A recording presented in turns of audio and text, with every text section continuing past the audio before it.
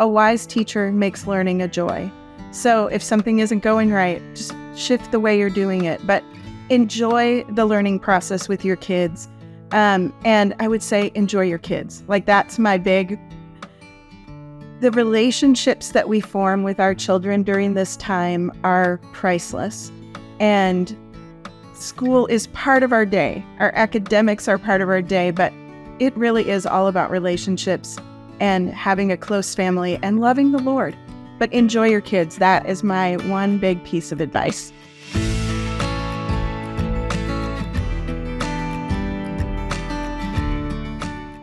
Hello, everyone, and welcome to the Zan Tyler Podcast, where our goal is to help you thrive in your homeschool journey. Let me take just a minute to ask you to please subscribe to this podcast wherever you listen or watch, including YouTube. And if this podcast has encouraged you, please leave us a good review. Each review really does help. Be sure to follow us on Facebook and Instagram as well, where we're always posting new content. This podcast is brought to you by BJU Press Homeschool.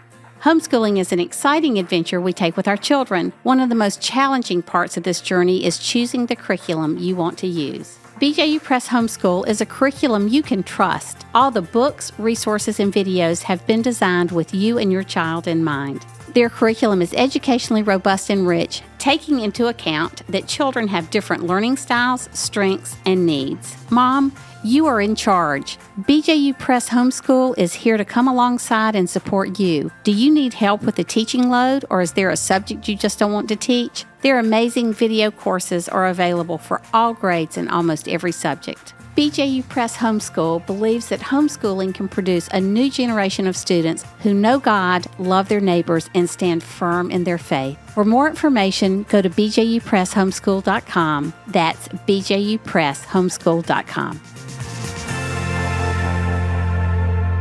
So I'm so excited today to have Nancy Manos back on the podcast. Nancy is my dear friend. She's a collaborator on the podcast. She does the social media and the show notes and so many other things. We just talk constantly about homeschooling and ideas and what homeschooling moms and dads need today. So I couldn't be more excited to have her. Just so you know, Nancy served in statewide homeschool leadership for 20 years. She homeschooled her own girls for 14 years, preschool through high school. And she has a real passion and love for families and homeschooling. So, Nancy, I want to go back to this idea of have you ever wanted to quit? Because I did.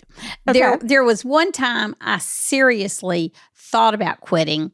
Back in the day when I started in 1984, the prevailing wisdom was you homeschool your kids through third grade when they're ready for formal academics in a school setting and all of that. So cut me a little bit of grace and a little bit of slack here. But it was a time where the boys were, my oldest was going into middle school. So that was sixth grade. John was in the fourth grade. Lizzie was a toddler or preschooler. And Joe was traveling all the time. And every year had been a different, we were either in court or the legislature working toward homeschool solutions.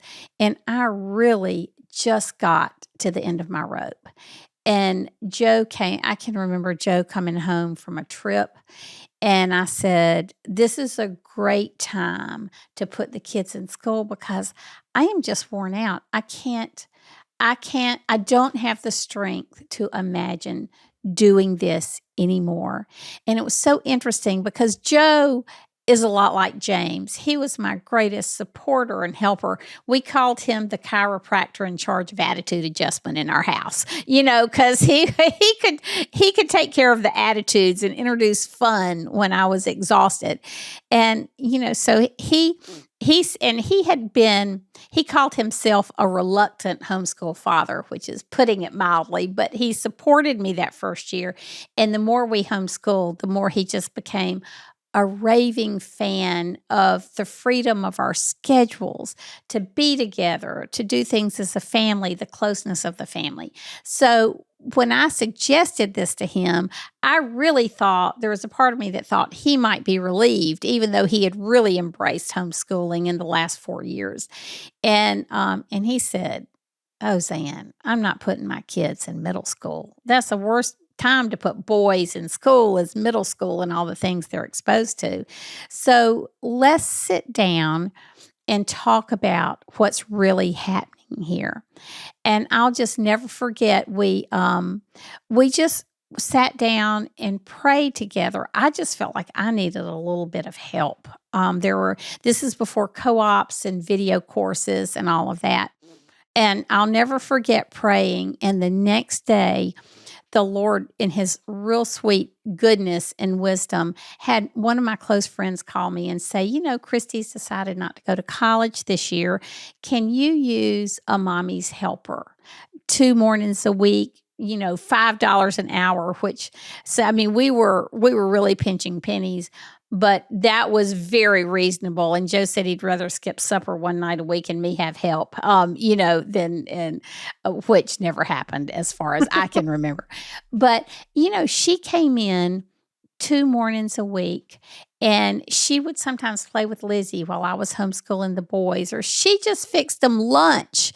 And there were times that I could just run down to the legislature, pick up what I needed to without getting all 3 kids dressed and in car seats and parking with, And so it was that little bit of help, but it was like you were talking about the goodness of the Lord when he sees our need and we tell him our need.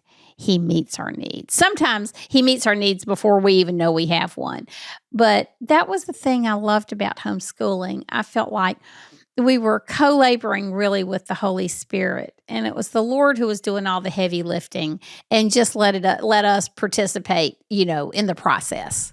Yeah, it's true. That's so good. I love just how God shows up in ways you can't even imagine. And it's so important, I think. We can get busy and not be paying attention. You pray for something. He answers the prayer, but you're already on to the next thing. And taking time to just really acknowledge his faithfulness, his goodness, and to be thankful changes the atmosphere too. That gratitude attitude Yes. can really shift the atmosphere of your home. One thing you said made me think about, just as a mom, paying attention to your own needs. I love that Joe asked you the questions he asked you. What's underlying this desire to quit? Because you can say something, but what's the feeling behind it? Maybe you are tired. Maybe you're staying up way too late. Are you up until 1 a.m. on social media or doing whatever? That is that causing you then to have problems during the day? So whatever the situation is there something that you can do to change things in a small way that will improve your day in a big way? Oh boy, that is really a good point. And go for a walk. We need to get outside in the sunshine. Go to the playground and let your kids play while you just sit there for a minute and talk to the Lord and just rest. Have a quiet time. We've talked about that before. Yes. Kind of that, pick an hour. If everybody just goes to their bed and reads or plays something quiet so you can have an hour of peace, there's strategies for self-care that we need because our kids are with us all the time. Yes, that's right. And we want to enjoy them. We don't want them to feel like they're a burden or a nuisance or that we're crabby all the time. We need joy in our families and in our homes, and the Lord can provide that. One of the things I realized as I homeschooled more, because in the beginning, I didn't really have a mentor mom or anybody I could look to for advice. And I just really ached for that. And it informed so many of the things I did when we started our homeschooling organization statewide. We set it up with counselors who could help. And now my work with BJU Press Homeschool focuses a lot on our consultants and helping moms be successful and providing solutions like videos when you need help with teaching. So my heart really is supporting moms. But if you can, find a mentor mom or a mentoring organization that can put you in touch with somebody. It doesn't have to be a formal thing. Pick out a mom you just really have seen at a support group meeting or a co-op that you admire and just ask her, what did you do? What curriculum have you used? What has been your secret to success? And it's amazing how helpful that can be. Nancy, something you said when I was struggling, I went to Joe, who was supportive of our homeschooling. You have to be careful who you go to for advice. I'll never forget when my boys were grown and gone, and Lizzie was in high school. I was working with Broadman and Holman Publishers in Nashville. I was teleworking, and Lizzie was independent in her work, and so they asked me to go to this preschool ministries conference and talk about homeschooling.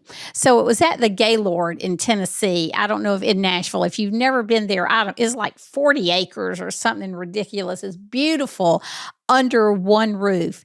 And nothing is rectangular or perpendicular or parallel. It's all these pods and circles. And I'm so directionally challenged. So this was back in the day where I had heels and hose, and I was carrying this roller with like 100 books in it, and I got lost, and I needed to be in my room. So there were these two cute guys there. They were high school or college. They reminded me of my sons. They were there for the youth workers conference. And so I said, okay, guys, I need some help. They were so nice, and they gave me directions to the wrong place.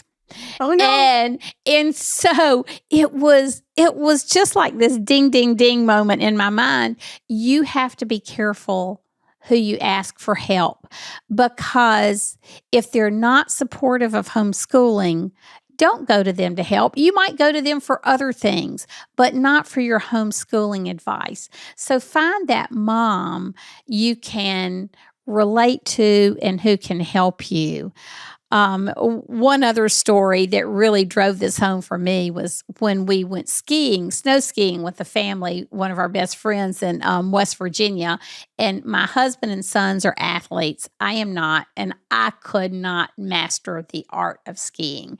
And so they would just laugh at me during the day that I was still on the bunny slope. And so finally, I just remember telling Joe, give me the credit card. I'm going to hire a private teacher for a 1-hour lesson. I was so aggravated with them. I thought, okay, this is going to cost everybody a little bit. They'll be sorry they gave me a hard time. And but it was this woman, I was, in my 40s, early 40s. She was probably 45, and she had started skiing later in life, like in her 30s, mid-30s. And so she said, Zan, let me see what you're doing. She was about my size, and she said, oh, I can tell you exactly what you're doing wrong. This is why you can't stop. This is why, you keep running into fences instead of stopping. And she spent an hour with me in these little tweaks and turns and suggestions because she understood my struggles, and just like that, straightened them out. And I can remember, it's not like it was that big a deal, but I did go down the blue and green slopes that day with my sons, which was like a marked improvement. And that's really what a good homeschooling mom or consultant or counselor can do for you. It's really pretty incredible. It's so true. And it doesn't need to be, like you said, it doesn't need to be a formal arrangement. Find somebody that you respect and admire and invite them to coffee or lunch and just pick their brain, share your heart, ask them questions. They're happy to share. I think the thought of mentorship can be scary. Like, yes. People are like, what does that mean? What am I signing up for? Yes, too formal, too much. Don't have time. Yes. What a good friend. And that speaks also to when we are finding activities for our kids, we're not just finding activities for our kids and friend opportunities for them. We need a few good friends too that are passionate about homeschooling, that when the days get hard, you can just reach out and go, I'm having a hard day. And they will encourage you because they've been there too, and they've overcome those days. And, I think a good homeschool friend can speak truth in love. I think I may have shared this story before, but we were in a homeschool co-op. I never did the big co-ops, but we had like 2 or 3 families would get together for different periods of time. Sometimes it was once a month for the year. Sometimes it was, 12 weeks in a row, depending on what we were studying. And because Olivia and I butted heads and I was not as mature as I should have been in those early years, this dear friend called me out on it, and in a really sweet way. Like, she called me nervously. Hey, could I share something with you that I think will help you in your relationship with Olivia? Now, if I had been super prideful, which I probably was more than I like to admit, I would have gotten defensive and mad. But I heard her heart was she cared about me and she cared about my daughter. And it was hard to hear because she was right. And I was treating my daughter, I was speaking to her in a really disrespectful way in a group. And I'm so thankful that I had that relationship, that she felt like she loved me enough and she loved my daughter enough that she came to me and wanted to just share this insight with me. And it really did change my relationship with my daughter, because a friend who I had developed this relationship with through homeschooling was brave enough, courageous enough to speak the truth in love to me. And so sometimes we need to be willing to do that for one another. But we have to be willing to set down our pride and let somebody in, to see the messy days, to see the hard things, to see the reality of it. There are no perfect moms or homeschool moms. And if someone claims to be, look for your help somewhere else, because we're all flawed, failing humans who need the strength of the Lord to make it through the day. And His grace is sufficient, and we are growing and becoming better. But boy, we just can't pretend, right? We need help. We all need help. Right. And there's no shame in that. It's interesting that you said that, because my oldest son, Ty, is a real charming person. He was a charming teenager. He loved people a lot more than he liked books at the time. And I can remember after we finally got the homeschooling law passed and he couldn't play high school sports, he was quite an athlete. The senator who sponsored all of our homeschooling legislation asked Ty to come work for him down at the State House his junior and senior year in high school. And those spots were normally reserved for college students. And so Senator Gazay, they just loved each other. And my second son worked for him. He was just so impactful in all of our lives. But I remember one time he told me, he said, Zan, Ty would have sailed through high school because he would have charmed his way through. But in homeschooling, you could see what you needed to focus on with academics or other things because he didn't get lost in the crowd or charm the crowd. And so I don't know what you said that triggered that thought.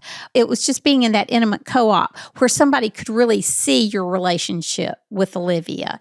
And it just is so precious when that homeschooling lends itself to that. And you're right, we're choosing activities for our kids, but also friends for us in many, many ways. Yes. Yeah. And we started with a homeschool PE co-op that met here. The very first year we moved to Arizona, we went to the Arizona Homeschool Convention because I had been to the Minnesota Homeschool Convention when we lived there. And I knew I need to go. And there was this homeschool PE co-op that had a booth at the convention. And I'm telling you, we made the bulk of our friends those early years. My girls were only 5 and 7 when we moved here. And so it was a weekly PE class that met at a park when you live in Arizona. And you can go through the nice months of the year, October through April.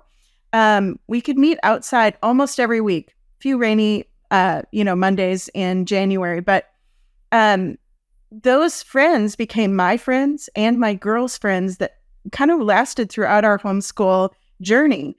And so it's amazing. You don't know when you say yes to something, what God has in store that you didn't expect. Oh, that is such a great point, because there's so many blessings and benefits that come along with homeschooling that you could never even imagine. And Yeah. some of our deepest friendships really are that.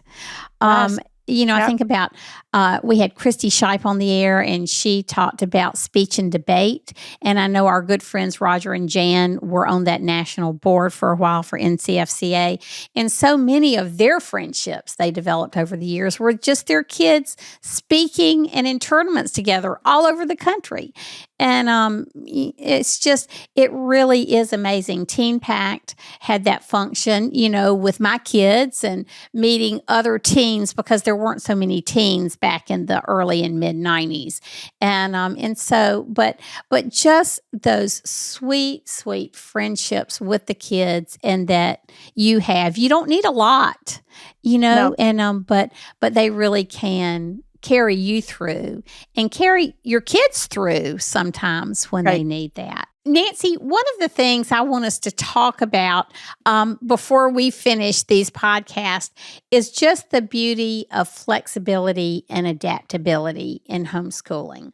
Yeah. Most of you, we do have a lot of second generation homeschoolers now, but a lot of you were like us and went to school. And so maybe you've never experienced homeschooling. And so I just want to encourage you that the flexibility and adaptability of homeschooling is just one of its greatest beauties and advantages. And so I'll tell you a few things I did, and then Nancy, I know you have so many things to share on this, but we tried to build breaks into the week that our kids knew they could look forward to.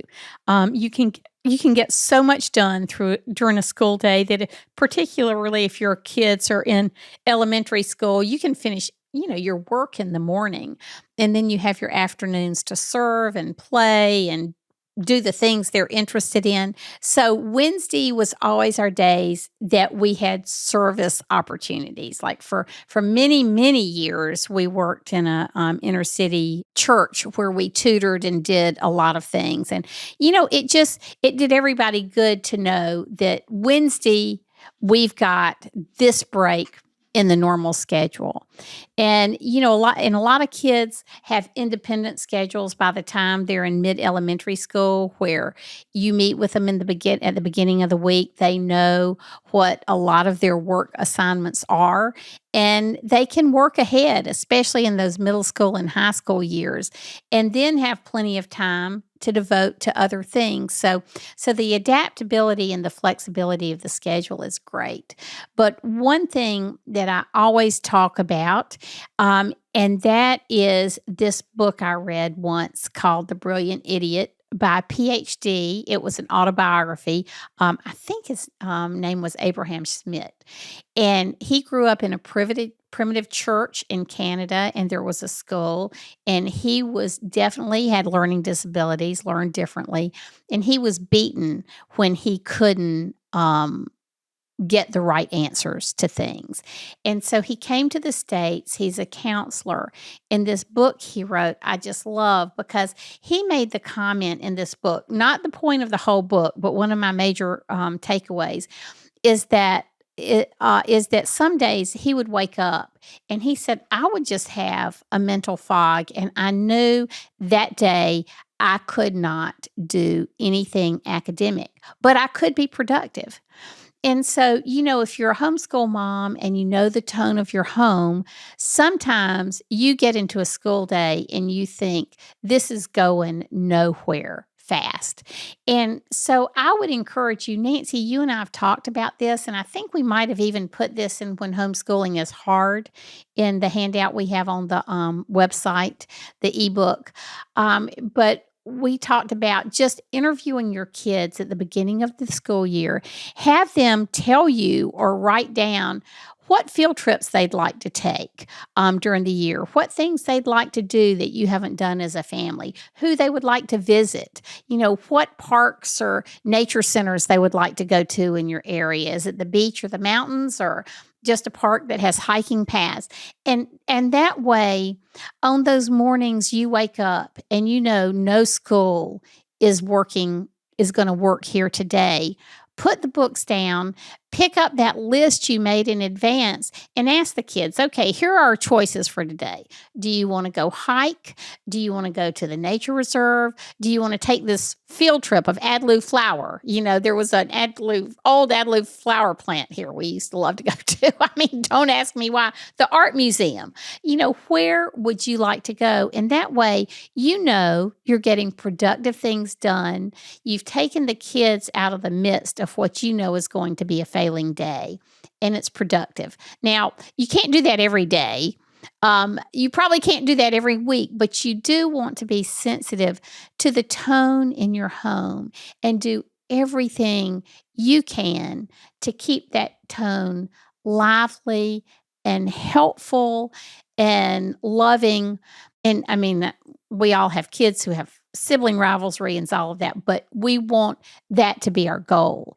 And by introducing some things that allow your schedule to be flexible and not feel guilty about that, it can really change the course of your year. Oh, it absolutely can. I love that you've talked about this because that's one of the beauties of homeschooling is the flexibility that we have. We can set the books aside, whether it's we need to focus on a hard issue today. Or, like conflict in the family or whatever, or maybe we just need a break. But that doesn't mean that learning stops. When you are visiting a museum, when you are doing a field trip, when you are playing a board game, you're still learning. And so it doesn't mean that learning stopped. It just looks a little bit different.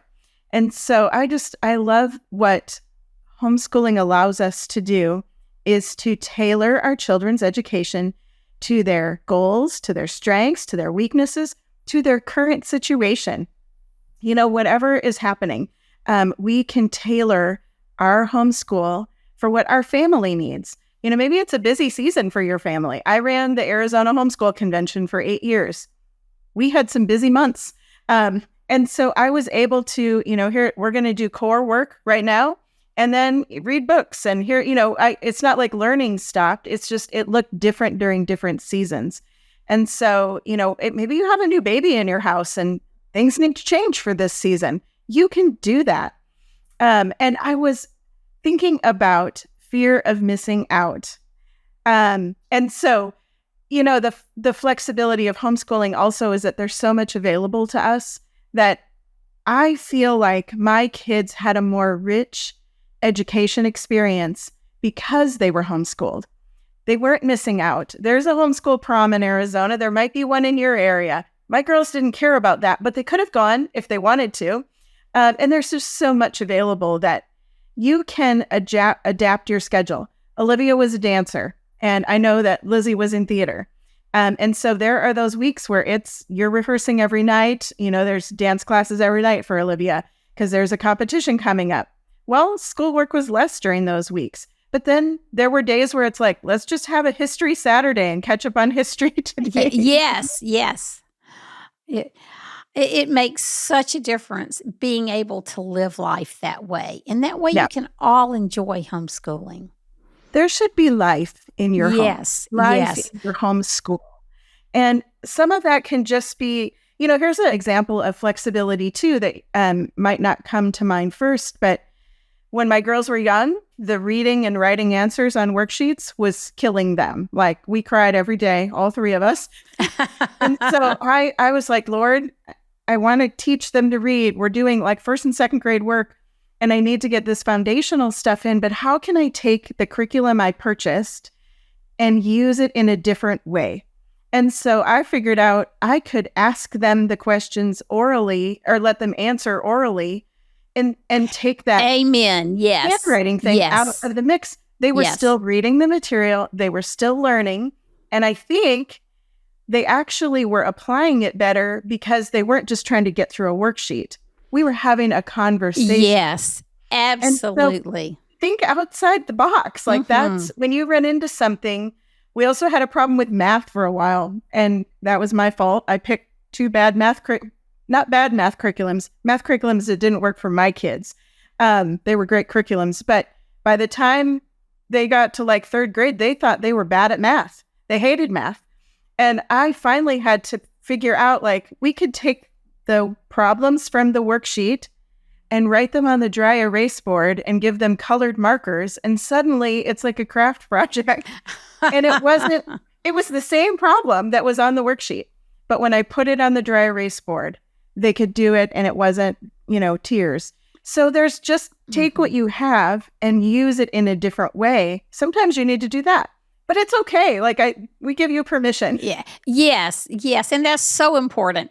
In those early days, I needed somebody to give me permission and say, you don't have to do the same thing every day. You don't have to finish the textbooks. I mean, I never finished a textbook when I was in school.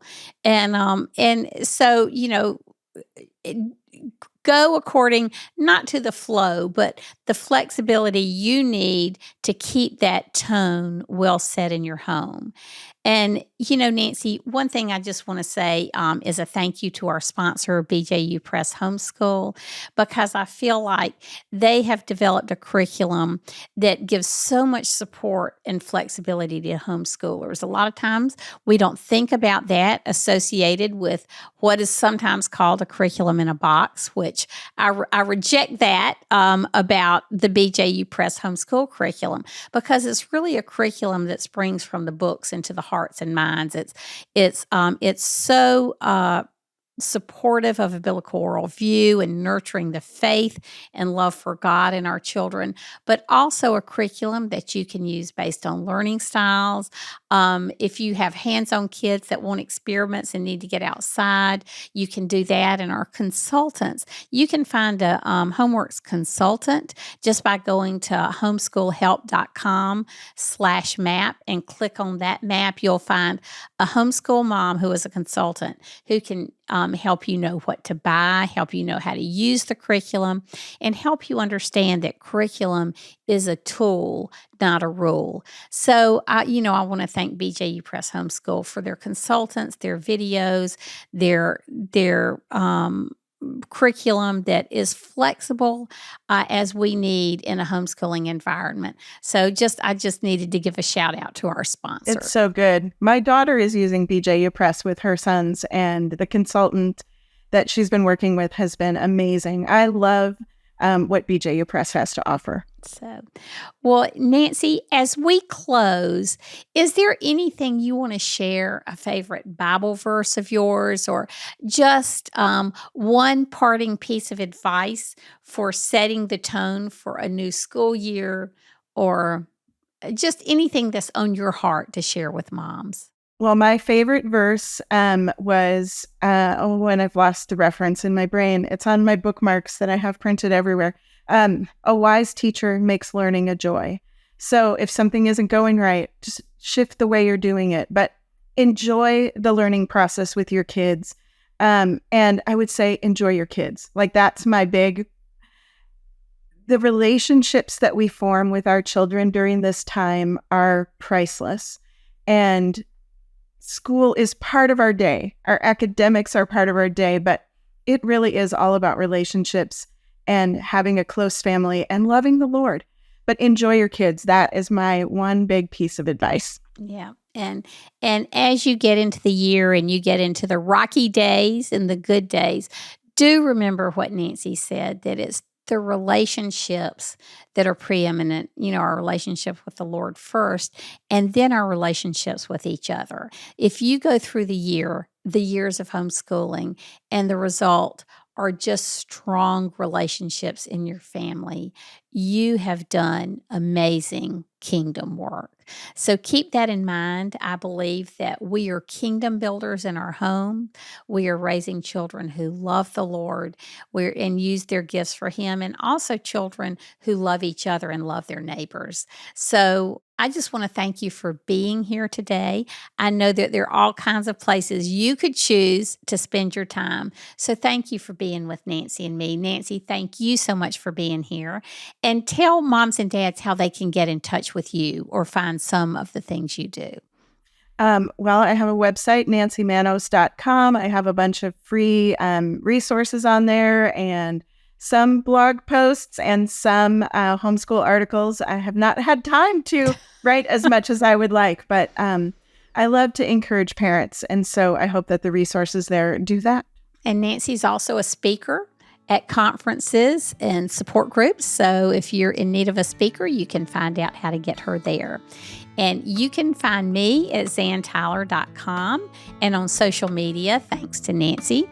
And so anything you need to know or get in touch with me, you can do that through the website. So we just, again, thank you for being here. May God bless your school year with richness of joy and fellowship together. And may He bless your family. And until next time, bye.